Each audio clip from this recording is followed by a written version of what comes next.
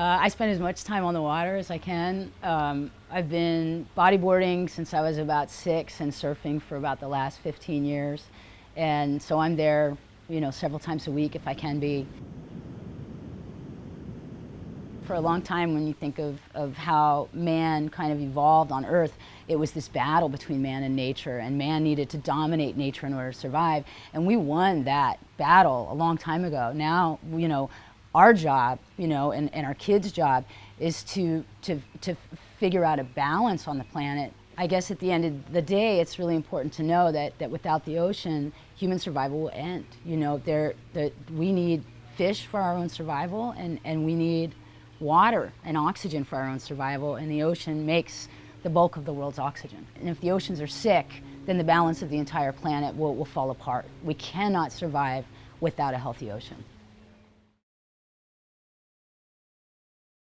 The shark programming, I think, has been very, very unfortunate, in the last 20 or 30 years. On one hand, we know more about sharks than we ever did, and we've been exposed to sharks more than we could have ever imagined, but so much of that information has been negative information, or kind of information that's more for to instill fear in people, or to instill cheap kind of thrills, action-packed thrills.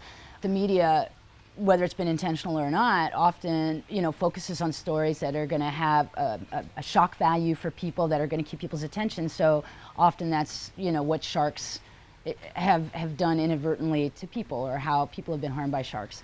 But I think what would be a really important piece of this puzzle is if the media could start focusing on how we are affecting shark survival.